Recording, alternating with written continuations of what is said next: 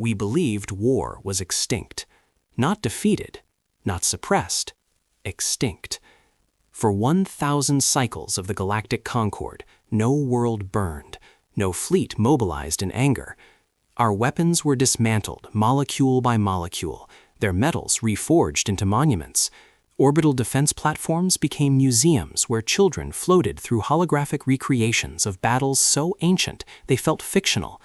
Conflict was something we studied the way one studies a plague long cured, carefully, academically, with safe emotional distance. We called it the Grand Quiet. And then the darkness answered. The first Carthane vessel did not arrive with explosions. It simply appeared at the edge of monitored space, sliding out from the void between galaxies like a blade drawn slowly from a sheath. Its hull absorbed starlight. Its silhouette bent sensor readings. Within hours, thousands more followed. They did not jam communications. They opened one. The transmission that reached the Galactic Council was translated into every known language simultaneously. There was no distortion, no theatrical delay, just a voice, calm, resonant, devoid of urgency. Galactic civilization has stagnated. 1,000 years without conflict has resulted in strategic decay. You will submit to corrective governance. Sterilization. Not conquest, not occupation. Erasure. There were no cheers in their background, no chance of victory, merely administrative certainty, a species announcing a recalibration. Across the Concord, panic ignited like dry plasma. Emergency assemblies were called on 17 core worlds. Our diplomats demanded dialogue. Our historians scrambled to access sealed military archives. Entire populations stared at screens, waiting for reassurance that did not come. We had forgotten how to fight. Our fleets, once formidable in ancient eras, were ceremonial now. Their weapon systems required reinstallation. Their crews had never seen combat. We possessed simulations, yes, but simulations do not prepare one for the sound of real hulls tearing apart. I was present in the High Archive spire when the second transmission arrived. This one was not for the Council. It was for humanity. Humans were among the youngest members of the Concord, loud, emotionally volatile, endlessly innovative, but peaceful in their own chaotic way. They had entered our alliance during the height of the Grand Quiet. We assumed they would soften over centuries, as we had. Instead, when the Carthane declarations spread across their networks, something unexpected occurred. They did not fragment. They synchronized. Earth's planetary feeds lit up not with riots, but with mobilization protocols. Decommissioned shipyards in orbit around their moon powered on within hours. Dry docks that had not constructed warships in generations flooded with workers. Ancient manufacturing plants, preserved as historical sites, shifted to active production. While our leaders debated the morality of rearmament, humans were already calculating alloy stress tolerances under sustained bombardment. I accessed their public broadcasts, expecting fear. I found determination.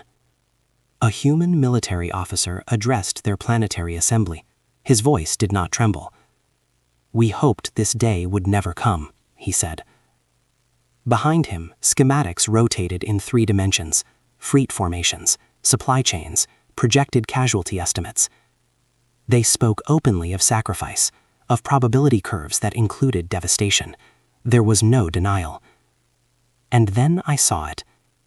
In a crowded command center overlooking Earth's primary orbital elevator, a group of human engineers watched incoming Carthane fleet telemetry. The data confirmed what we already feared. The Dominion Armada outnumbered all Concord defense vessels combined. One of the engineers leaned back in her chair. She smiled. Not manically, not with bloodlust, with recognition. The expression spread across others. Subtle, restrained, but unmistakable. A tightening of lips, a flash in the eyes, a posture that straightened instead of collapsed. Our species had spent a millennium avoiding the return of darkness. Humanity looked at it and stood dollar. Within days, they requested emergency authorization to reactivate weapon systems previously banned under Concord Treaty. Not recklessly, procedurally, efficiently. They cited archived clauses we ourselves had forgotten existed. Their diplomats were polite. Their admirals were not. While we petitioned for negotiations, humans mapped the Carthane approach vectors. They analyzed gravitational wake patterns to predict fleet dispersal points. Civilian universities opened restricted research vaults containing pre-quiet military theory. Students volunteered for accelerated tactical programs. The Carthane Armada continued its advance. Entire constellations dimmed under the shadow of their ships. Border outposts transmitted fragmented distress signals before Fallings Island. Concord space had not known terror in centuries. Now it returned all at once. Yet on Earth, something else returned with it. Purpose. I monitored human cultural feeds expecting despair. Instead, I saw artists painting murals of defiance across megacities. I observed children assembling miniature starships, reenacting defensive maneuvers with alarming accuracy. They were not ignorant of the threat. They understood it intimately. Historical archives from their own planet detailed wars that dwarfed anything the Concord had endured before unification. Global conflicts, nuclear brinkmanship, civil strife measured in tens of millions dead. They had clawed their way out of self-inflicted extinction more than once. To us, war was an aberration. To them, it was a memory. The Concord Council convened an emergency summit with human representatives. I attended as a recorder, expecting bravado. Instead, the human delegate, an older female with sulfur at her temples, spoke quietly. "You dismantled your weapons because you believed peace was permanent," she said. There was a difference.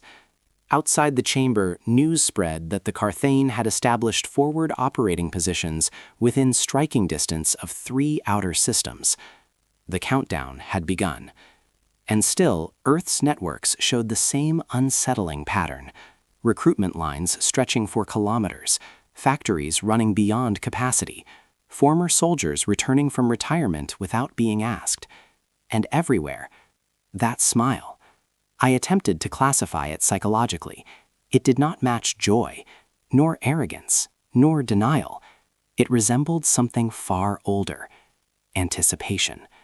The Carthane Dominion believed 1,000 years of peace had weakened us beyond recovery. Perhaps they were correct, but they had miscalculated one variable. Humanity had not spent 1,000 years forgetting war. They had spent it remembering survival. As the first Dominion warships crossed into confirmed engagement range, Concord space held its breath. Humanity exhaled and prepared to teach the galaxy something we had long tried to erase from ourselves. The question that haunted me as I watched their fleets ignite engines once more was not whether we would survive. It was far more disturbing. Why would a species raised in peace greet extinction with a smile? We used to laugh at their museums. Not openly, diplomacy forbade that, but privately, among archivists and scholars, we questioned the human obsession with catastrophe. Their planetary surface was littered with monuments to war, vast stone fields engraved with names of the dead, preserved trenches filled with rusting weapons, entire cities rebuilt around memorial scars instead of erasing them. Why would they perpetuate this trauma? One of my colleagues once asked during Earth's induction into the Concord. We believed remembrance prolonged trauma. Now, as the Carthane armadas pressed deeper into Concord territory, I understood. Humans do not archive war to glorify it. They archive it to study themselves. When the Dominion's second wave breached the Helier Gate, panic fractured 3 allied governments within hours. Emergency sessions dissolved into accusations. Supply chains faltered because authorization codes required unanimous consent. On Earth, there was no such paralysis. Their planetary assembly convened for exactly 43 minutes. In that time, they enacted a full-spectrum mobilization directive. Civilian transport lanes were repurposed for military logistics. Energy grids shifted priority to shipyards. Universities unlocked sealed research vaults containing pre-quiet tactical algorithms. Artificial intelligences previously constrained by ethical subroutines were granted limited wartime autonomy. There was debate, but it was focused, efficient, ruthless in its clarity. No one asked if they wanted war. They asked what war required. Ancient doctrines resurfaced from their archives, like dormant organisms returning to oxygen. I read translations of texts dating back centuries, principles of asymmetric engagement, economic attrition, psychological operations. Strategies born from planetary conflicts where victory was measured not in territory, but in endurance. It was not bravado, it was instruction. The first human fleets to engage the Carthane did not attempt heroic stands. They executed controlled withdrawals. They lured Dominion ships into gravitational anomalies mapped decades earlier for scientific curiosity. They seeded retreat corridors with sensor ghosts, forcing enemy formations to fracture in pursuit of illusions. The Carthane advanced confidently, at first. Their doctrine favored overwhelming force, decisive strikes, rapid capitulation. For millennia, this strategy had worked.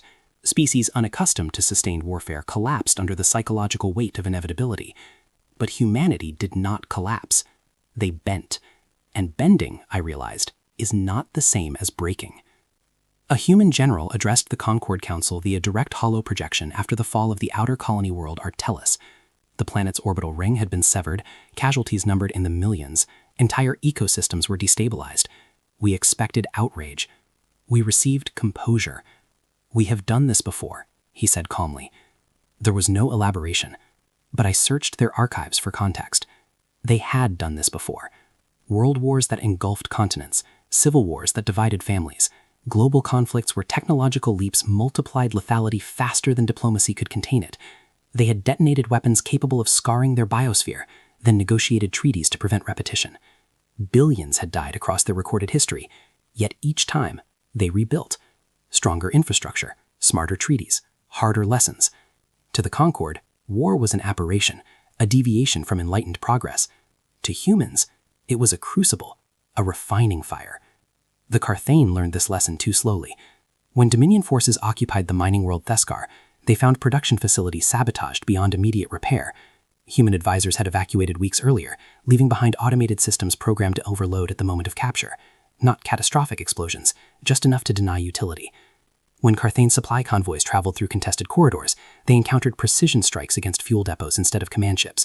Human fleets targeted logistics with unsettling discipline. They were not trying to win quickly.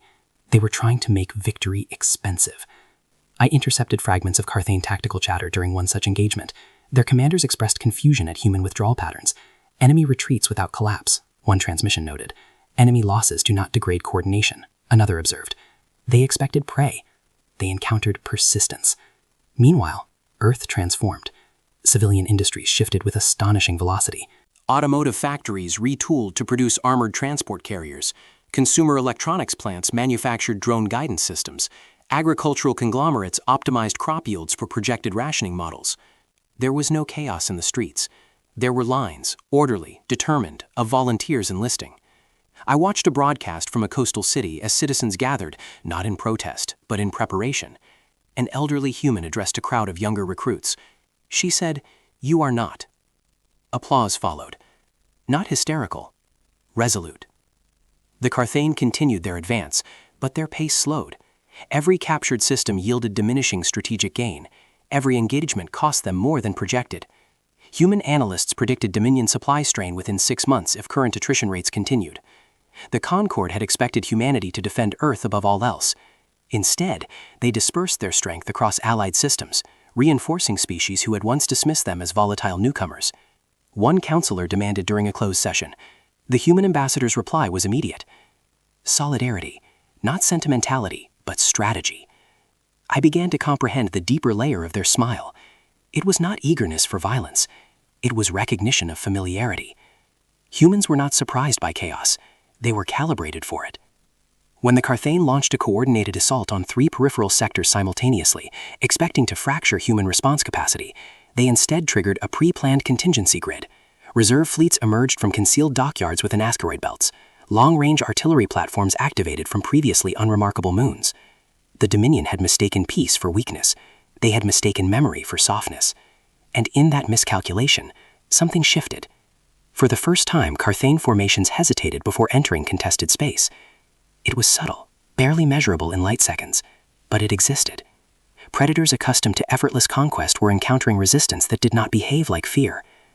As I compiled my report for the High Archive, I reviewed humanity's earliest interstellar transmission upon joining the Concord centuries ago. We had interpreted that as innocence.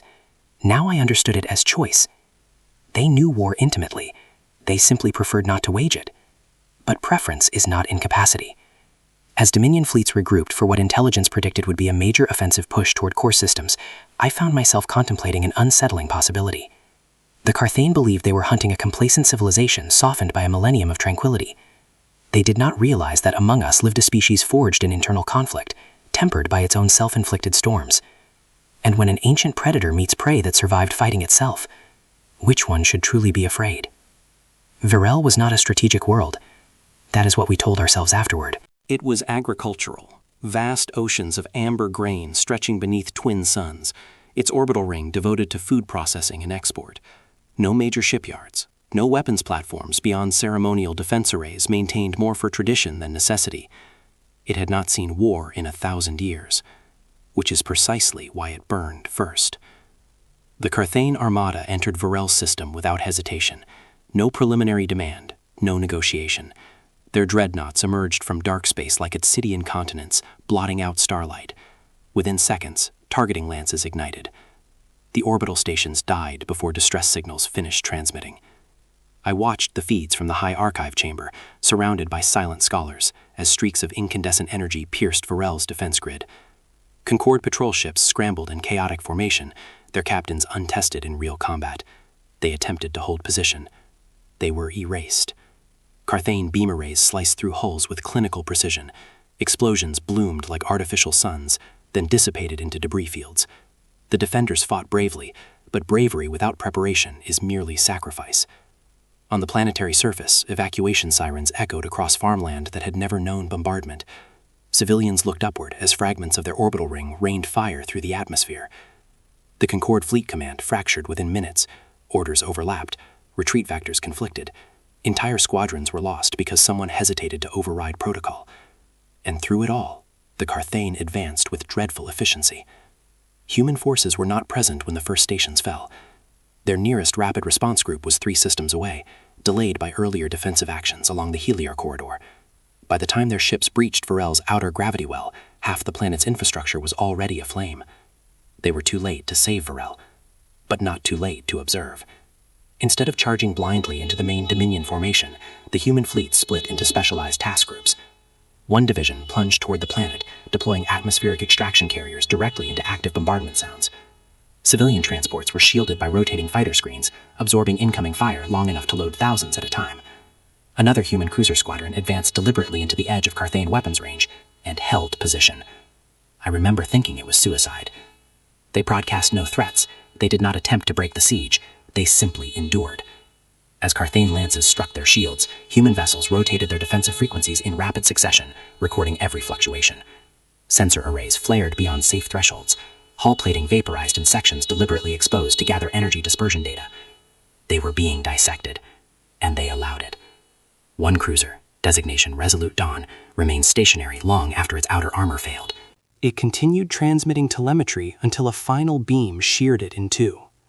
Its destruction was not chaotic. It was measured. By the time the surviving human ships withdrew, they carried more than refugees. They carried understanding. To the rest of the Concord, Virel was an atrocity, a massacre, proof that resistance was futile. To humanity, it was the first lesson.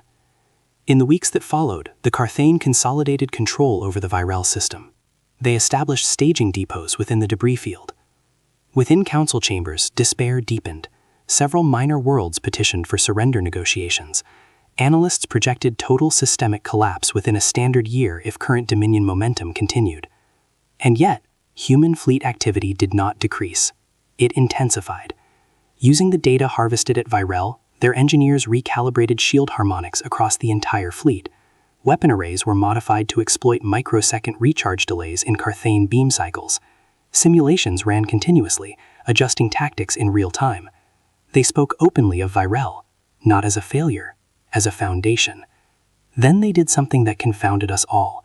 They left the Virel system uncontested. No retaliatory strike, no symbolic counterattack. Human fleets redeployed elsewhere, reinforcing peripheral sectors as if accepting Virel's loss as permanent.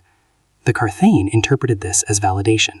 Their forward supply convoys began routing through Virel's corridor, an efficient midpoint between their staging grounds and deeper Concord targets.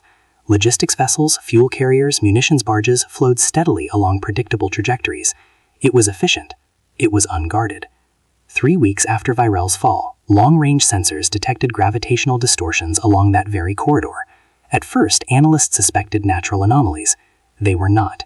Human strike groups emerged from concealed positions within the Virel debris field itself, ships dark, signatures masked by the wreckage of their own destroyed cruisers. They had hidden among the graves. The ambush was surgical.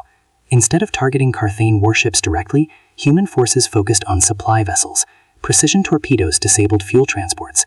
Boarding teams infiltrated munitions carriers and triggered internal detonations timed for maximum logistical disruption. Carthane escorts responded with overwhelming force, but the humans did not linger. They struck, vanished, and reappeared kilometers away, exploiting blind spots mapped during the original assault. Within hours, the Dominion's primary supply corridor collapsed into chaos. Fuel shortages rippled forward to frontline fleets, munitions reserves dwindled, scheduled offensives were delayed. The invincible momentum that had characterized their advance faltered, for the first time. Concord observers struggled to comprehend what had occurred. Virel had not been abandoned. It had been transformed. A battlefield turned laboratory. A tragedy converted into leverage. Intercepted Carthane transmissions revealed a shift in tone. Where once their communications were concise and assured, now there were queries, requests for recalculated threat assessments, demands for explanation regarding human tactical variants. They had expected grief. They encountered strategy. In the High Archive, I replayed footage from Virel's destruction alongside recordings of the corridor ambush. The connection was unmistakable. Every maneuver executed during the strike traced back to data gathered during that first, devastating encounter. The humans had not fought to win at Virel. They had fought to learn. And in learning, they altered the equation. Dominion fleets slowed their advance while reorganizing supply chains. Additional warships were reassigned from offensive formations to convoy protection. Resources stretched thinner across occupied systems. For the first time in centuries, the Carthane were reacting instead of dictating. Among the Concord, hope flickered, cautious, fragile. Among the humans, there was no celebration, only continuation. When questioned about the ambush, a human commander offered a statement that unsettled even their allies. Wars are not won in moments. Virel had been the first planet to burn, but it was also the first planet to teach. As Dominion fleets recalibrated their strategies, one truth became increasingly evident. They had been engineered for conquest, optimized for overwhelming superiority, decisive annihilation. But conquest assumes submission, and humanity was demonstrating something far more dangerous: adaptation. The Carthane were designed to dominate predictable prey, but were they prepared for an enemy that evolves mid-battle? The first sign was not a retreat, it was a pause. For months, Carthane transmissions had been models of mechanical precision, concise directives, casualty reports devoid of sentiment, predictions delivered with statistical arrogance. Their language carried the rhythm of inevitability. Then the rhythm faltered. Intercepted communications began including anomalies, requests for reinforcement where none should have been required, tactical revisions appended mid-engagement.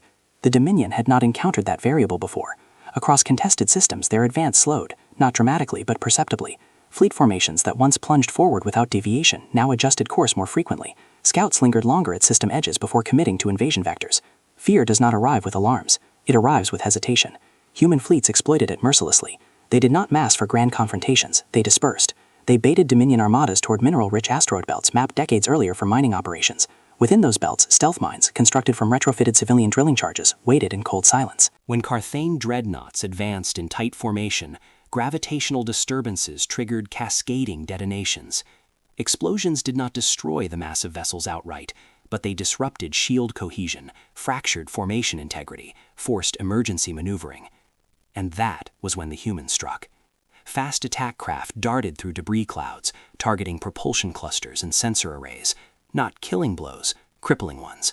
Then they vanished back into the asteroid labyrinth before full retaliation could materialize. Other systems witnessed even stranger tactics. Humans would defend a colony fiercely for days, drawing Dominion fleets into protracted engagement, only to evacuate at the moment of highest pressure. Carthane forces would secure the victory, establish occupation grids, and weeks later, human strike teams would reappear from hidden outposts buried beneath oceans or carved into mountain ranges. Guerrilla assaults dismantled supply depots, sabotage crippled atmospheric processors, occupation became liability. The Dominion preferred decisive battles, humanity preferred erosion. I observed the psychological effect on Carthane strategy models. Their predictive algorithms began widening probability margins, confidence intervals shrank, offensive timetables extended. They were no longer certain, and certainty had always been their greatest weapon. Within the Concord Council, debate intensified. Some argued humanity's tactics were reckless, provoking greater retaliation. Others insisted they were the only reason the Dominion had not yet reached core systems. It was during one such session that a realization crystallized among us. Humans do not seek fair fights, they seek survival. Fairness is a luxury of stability. Survival is instinct.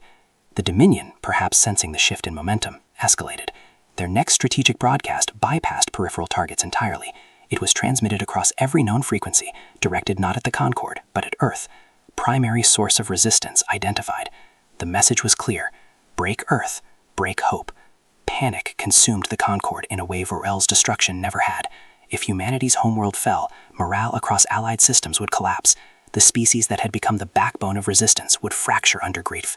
Emergency proposals flooded the council floor, evacuation assistance, joint defensive coalitions, pleas for humanity to consolidate fleets around Sol. But when we analyzed human fleet movements, confusion rippled through our ranks. They were not fortifying Earth, they were fortifying everywhere else. Mars transformed first. The once terraformed red world bristled with rail cannon emplacements along its equatorial ridgelines. Massive mass driver systems, originally designed for cargo launches, were recalibrated into kinetic artillery capable of hurling tungsten projectiles at relativistic speeds. The moon, once a symbol of exploration, became a fortress shipyard. Dry docks expanded into a latticework of construction arms assembling warships at unprecedented velocity. Automated foundries operated continuously, guided by civilian engineers working in synchronized shifts. Asteroid colonies in the outer belt fortified their habitats with layered defense grids. Even gas giant research stations installed long-range sensor arrays feeding into a centralized Sol defense network. Earth itself? Its orbital platforms were reinforced, but not overwhelmingly so. Instead, planetary broadcasts showed something unexpected: preparation without hysteria. Human media did not suppress fear, they displayed it, interviewing families who understood the stakes, documenting enlistment ceremonies, broadcasting images of volunteers boarding transports. They transformed fear into narrative. Stand together, their leaders repeated. Recruitment numbers surged into the millions. Former scientists accepted commissions as tactical analysts. Agricultural specialists optimized food distribution under projected siege conditions. Artists produced visual campaigns reminding citizens not of invincibility, but of resilience. When long-range sensors confirmed the main Carthane fleet altering course toward Sol, a silence fell across the Concord unlike any before. The Dominion assembled a force larger than that which destroyed Vorel, an armada intended not merely to conquer, but to demonstrate futility. They expected desperation. They expected humanity to cluster defensively around Earth, pouring every available asset into planetary shielding.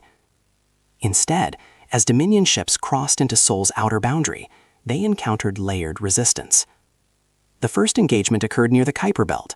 Human reconnaissance craft harassed the Vanguard, transmitting real-time targeting data back to Mars-based artillery platforms. Kinetic rounds streaked across millions of kilometers, forcing Dominion formations to disperse earlier than planned. As the fleet advanced inward, stealth platforms hidden among asteroid clusters activated, unleashing coordinated missile swarms. Not enough to destroy, but enough to compel recalibration. By the time Carthane dreadnoughts reached Martian orbit, they had already expended more energy and munitions than projected for the entire Sol assault. Mars answered with thunder. Rail cannons fired in staggered sequence, each shot calculated to exploit microfluctuations in Dominion shielding frequencies, data derived from Vorel and subsequent engagements. Several Carthane cruisers suffered propulsion damage, drifting from formation. Still, the Armada pressed forward. Earth hung in the distance, a blue sphere framed by defensive satellites and orbital fleets. Concord observers braced for annihilation. Instead, we witnessed choreography. Human ships rotated positions with mechanical precision. Damaged vessels withdrew behind fresh lines without disrupting formation integrity. Civilian evacuation transports moved along protected corridors, shielded by overlapping defense grids.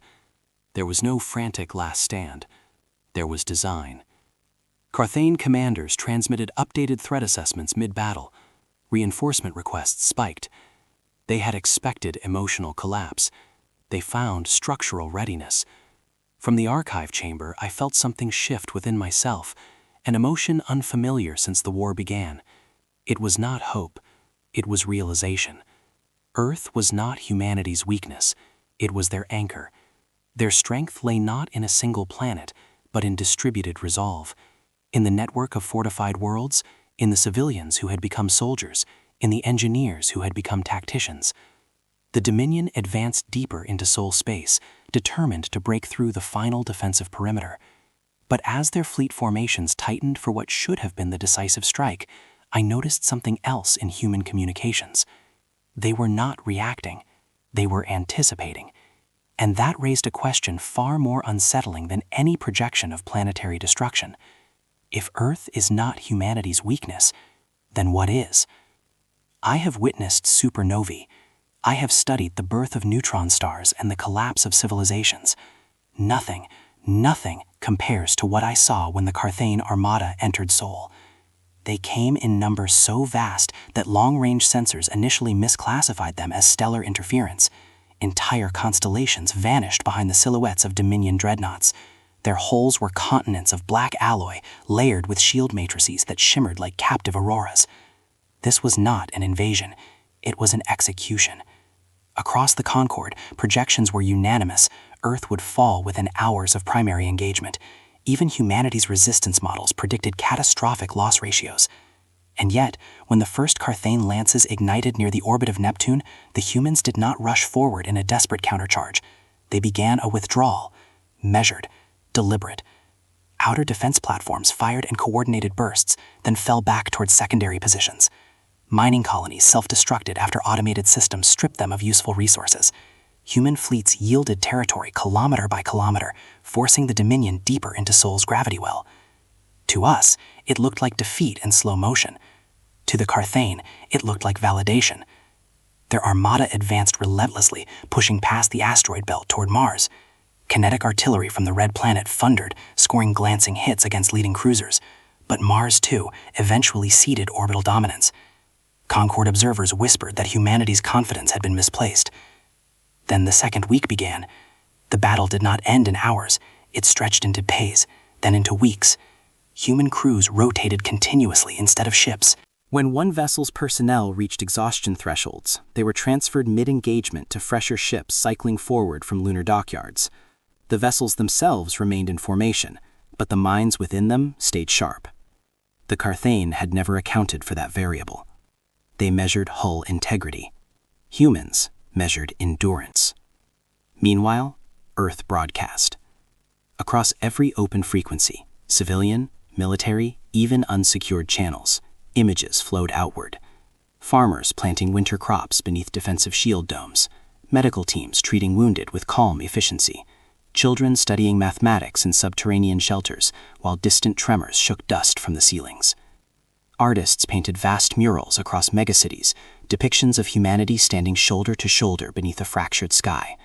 Musicians performed orchestral pieces in transit hubs converted into evacuation centers. The message was unmistakable. We are still here. The Carthage expected terror. They encountered defiance. By the third week, Dominion supply strain became measurable. Their forward munitions reserves dipped below optimal thresholds. Several dreadnoughts operated with compromised shielding due to the cumulative micro-damage inflicted by relentless human harassment. But still they pressed toward Earth. When the first Carthage capital ships breached the primary orbital defense ring, panic surged through the Concord. This was the moment analysts had predicted, the final collapse.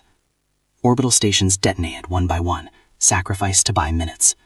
Human fleet formations tightened around the planet, ships interlocking defensive fields into a luminous lattice. Dominion beam arrays fired in concentrated volleys. The sky over Earth turned white.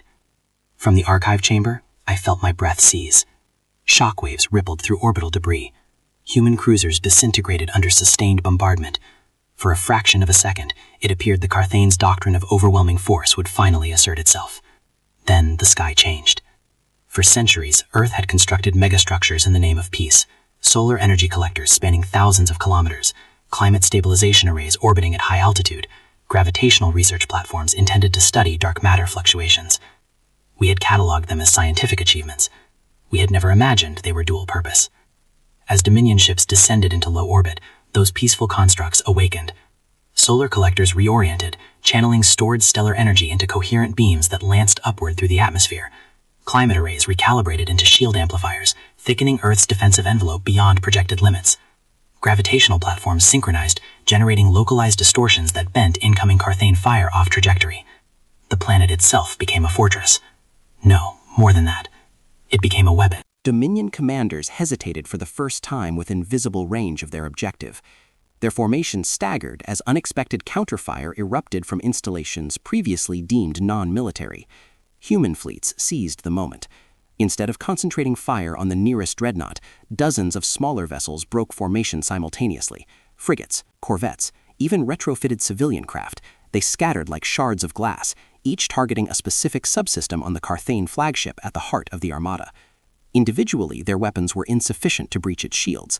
Collectively, synchronized to microsecond precision, they created cascading stress fractures across the flagship's defensive matrix. First, propulsion stabilizers failed, then shield harmonics flickered. Finally, a concentrated volley from Mars-based rail cannons struck the exact coordinates human analysts had mapped weeks earlier during skirmishes near Virel. The flagship's core ignited. For a moment, nothing happened. Then the largest vessel in the Dominion fleet ruptured in a silent bloom of plasma and debris. Across the Concorde, transmissions froze.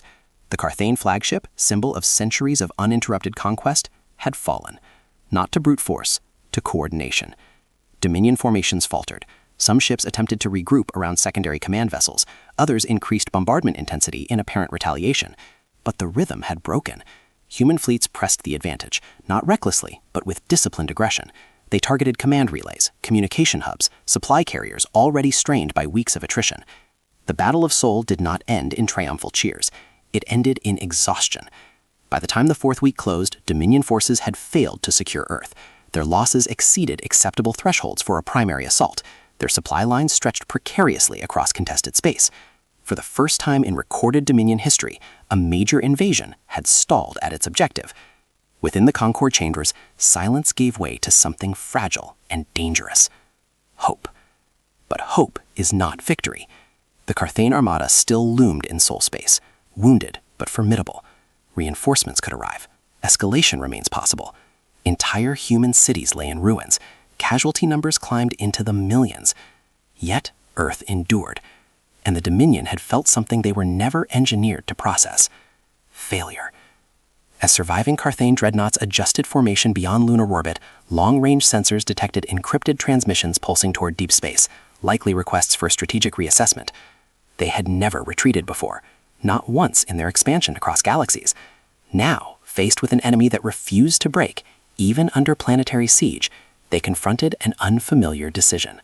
From my vantage in the High Archive, watching the flicker of damaged Dominion ships against Sol's distant glow, a single question echoed through every chamber of the Concorde. The invaders had never retreated. Would they now? The Concorde celebrated too early. When the Carthane Armada pulled back beyond Mars' outer orbit, reforming, recalculating, relief swept through Allied systems like a tidal wave. Emergency summits convened with renewed optimism. Diplomatic envoys drafted proposals for ceasefire talks. Analysts suggested consolidating defenses and fortifying for the inevitable second assault. Survival is victory, several counselors declared. Humanity disagreed. From Earth's battered surface, amid cities still smoldering and orbital debris still falling like metallic rain, a new directive radiated outward through their fleet networks: momentum. They did not interpret the Dominion's hesitation as reprieve. They interpreted it as vulnerability. Weeks earlier, during the chaos of Sol's defense, several crippled Carthane vessels had been captured rather than destroyed.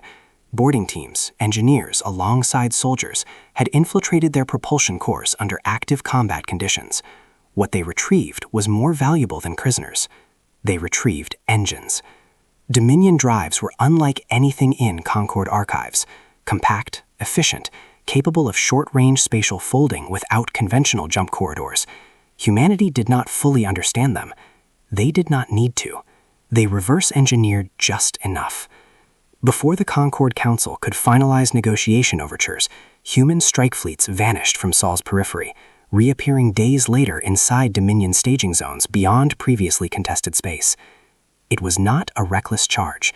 It was a scalpel. The first target was a Carthane shipyard orbiting a red dwarf star, an industrial complex responsible for manufacturing mid-tier cruisers.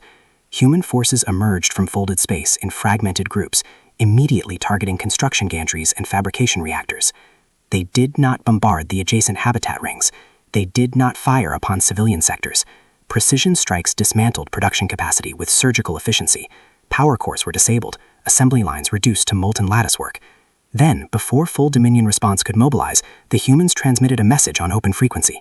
Military infrastructure neutralized. Civilian evacuation corridors remain open.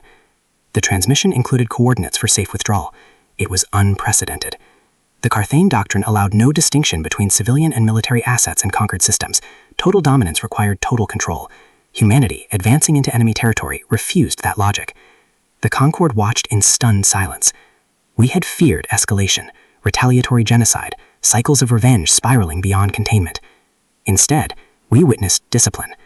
Strike after strike followed the same pattern. Ammunition depots crippled, fuel refineries rendered inoperable, communication relays severed. Always targeted, always restrained. When Dominion defense fleets engaged, humans fought fiercely, but withdrew once objectives were complete. They left behind warnings, not annihilation. Carthane transmissions grew increasingly erratic. Intercepted command logs revealed fractures in their hierarchy. Some commanders advocated immediate retaliatory devastation, burn Earth to ash regardless of cost. Others argued for strategic withdrawal and reassessment. They could not categorize humanity. Predators understand prey. They do not understand adversaries who offer mercy mid-assault. The psychological strain deepened when footage from captured shipyards spread through Dominion ranks, images of human medics treating wounded Carthane laborers after dismantling the surrounding war infrastructure. Aggression paired with restraint, strength paired with choice. It destabilized centuries of conditioning. Within the Concord, debate reignited. Some leaders warned that humanity's counteroffensive risked unifying the Dominion through outrage. Others argued that crippling production lines was the only path to lasting security. Human commanders addressed the Council in a joint broadcast. "We are not seeking conquest," one admiral stated. There was no triumph in his voice, only exhaustion. By the third month of counteroffensive operations, Dominion fleet deployments had decreased by measurable percentages. Replacement vessels failed to arrive at expected intervals. Supply chains, already strained by Sol's prolonged battle, buckled under targeted disruption. And still humanity advanced. Not recklessly, methodically. They bypassed lightly defended colonies entirely, focusing instead on centralized logistics hubs. They avoided symbolic victories in favor of strategic ones. Even when presented with opportunities to devastate population centers in retaliation for virulent Earth, they declined. The implication was clear. Humanity could have escalated beyond restraint. They chose not to. This choice spread through Dominion ranks like a contagion. Soldiers conditioned for total war now faced an enemy that punished military aggression but spared the defenseless. It created cognitive dissonance, a fracture between expectation and reality. Reports emerged of Carthane units hesitating before firing upon human boarding craft, of officers questioning whether further escalation would provoke annihilation rather than submission. The myth of Dominion inevitability began to erode. For the first time in millennia, their expansion halted, not because they were destroyed, but because they were uncertain, and uncertainty is fatal to empires built on inevitability. Meanwhile, on Earth, reconstruction accelerated even as fleets remained deployed. Human civilians labored beside automated systems to rebuild orbital platforms. Agricultural zones expanded production beyond pre-war levels to support Allied systems still under strain. They were fighting forward and rebuilding backward simultaneously. There was no hatred in the statement, only clarity. The Dominion's outer staging regions now lay scarred, shipyards silent, refineries dark. Reinforcement requests to deeper core territories multiplied, but long-range scans detected no immediate surge of support. Whether due to internal political fractures or logistical impossibility, the Carthaean response faltered. Human fleets established perimeter positions around key dismantled systems, not as occupiers, but as sentinels ensuring production did not resume.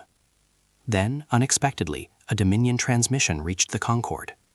Not a declaration of war, not a demand for surrender, an inquiry. The chamber fell silent when the message played. Conquerors do not ask for clarification. They dictate. Humanity's reply was simple. Withdraw from occupied Concord systems. Submit to neutral oversight of military reconstruction. Terms. Not vengeance. Not humiliation. Terms. As I recorded the exchange, I felt the weight of history shifting. The species once dismissed as volatile newcomers now stood as architects of the galaxy's survival. They had pushed into enemy territory without becoming monsters. They had struck hard without abandoning restraint. And still their fleets remained poised, ready to advance further if necessary. Not for revenge, for finality. Across the void between our civilizations, the Dominion faced a choice unprecedented in their existence. Continue escalation against an enemy who had proven both capable and disciplined, or accept limits for the first time in their history, as human vessels held position near the fractured edges of Carthaean space.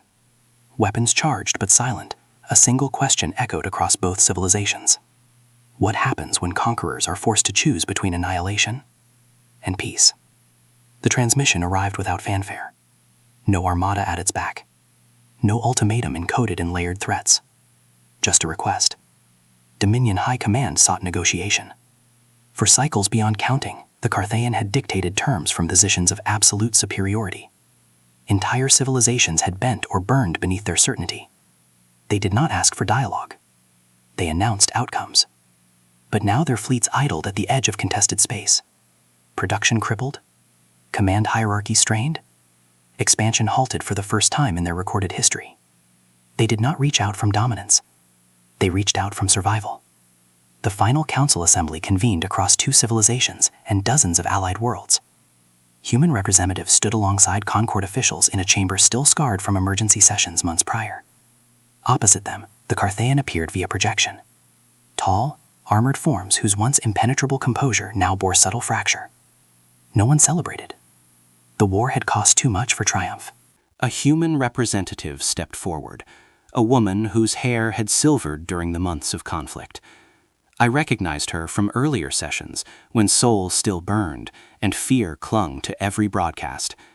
She did not begin with accusation. She began with explanation. "You asked why we resisted," she said, her voice steady enough to carry across stars. Across Dominion channels, silence. Across the Concord, stillness. "It was not because we love war," she continued. A pause. She spoke then of Earth's history, not glorified, not traumatized. Plagues that emptied cities, climate catastrophes that drowned coastlines and turned forests to ash, world wars that split continents and nearly ended their species by their own hand. "We have come close to extinction more than once," she said, sometimes by accident. Images accompanied her words, archival footage of flooded megacities, mushroom clouds blooming over ancient skylines, hospitals overwhelmed during pandemics. Not propaganda, memory. "Peace did not erase those scars," she said. The Dominion delegation remained motionless, but I detected shifts in dermal readings, biological responses to unfamiliar emotional input. "We do not smile because war excites us," she continued. She looked directly into the projection field where Carthaean leadership observed. "You believed 1,000 years of peace made us weak. You mistook restraint for fragility. But we remember who we were before the Concord." The chamber felt smaller somehow, as if gravity itself leaned inward. "When you declared war, we did not celebrate," she said softly. Recognition. That was the word. In the archive, I searched my own emotional lexicon for its equivalent. It was not joy, not defiance, not arrogance. It was acceptance of difficulty without surrender to it. "You were designed for conquest," she told the Dominion. A silence followed that stretched across light years. Then came the terms. Withdrawal from occupied Concord systems, neutral oversight of Dominion military reconstruction, joint investigation into war crimes on both sides, cultural exchange programs, voluntary, supervised, transparent. The conditions were firm, but they were not annihilation. For a long moment I wondered whether Carthaean pride would reject the offer outright, whether escalation would ignite anew rather than submit to limitation. Instead, the Dominion's primary delegate spoke. "We miscalculated," it said. Not apology, not fully, but acknowledgement. After internal deliberation cycles measured in hours rather than seconds, a stark deviation from their usual decisiveness, the Dominion accepted conditional ceasefire terms. Across the galaxy, fleets powered down weapon systems that had burned without pause for months. Supply corridors reopened under joint supervision. Occupied worlds began the slow process of restoration. The 1,000-year peace had ended. There was no denying that. Entire planets bore scars that would take generations to heal. Trust had been shattered and reforged under fire. The Concord would never again dismantle its defenses entirely. But what replaced that fragile harmony was not cynicism. It was something harder, stronger. Peace built not on forgetting, but on memory. Joint oversight stations were established along former battlefronts. Human and Carthane engineers collaborated, uneasily at first, on converting dismantled shipyards into civilian infrastructure. War crime tribunals convened, with observers from both civilizations. The process was imperfect. It was real. As an archivist, I revisited humanity's historical records with new perspective. Where I once saw chaos and self-destruction, I now saw iteration. Pain endured, analyzed, and integrated. They had not escaped their violent past. They had learned from it. In private reflection, I confronted my own earlier assumptions. I had pitied humanity when they joined the Concord, viewed them as a species emerging from barbarism into enlightenment. I was wrong. They were not emerging from barbarism. They were carrying its lessons forward. When extinction arrived at their doorstep, they did not deny it. They did not crumble beneath it. They smiled, not because they desired the fight, but because they understood it. The Dominion had been engineered for dominance. Humanity had been forged in survival. And in the crucible of war, survival proved stronger. Now, as reconstruction spreads across scarred systems and former enemies share guarded dialogues beneath neutral stars, I record this final entry not as a scholar observing anomaly, but as a witness to transformation. The galaxy survives not because war ended, but because when it returned, there was a species prepared to face it without losing itself. A species that remembers, a species that endures, because when extinction arrives, humans smile.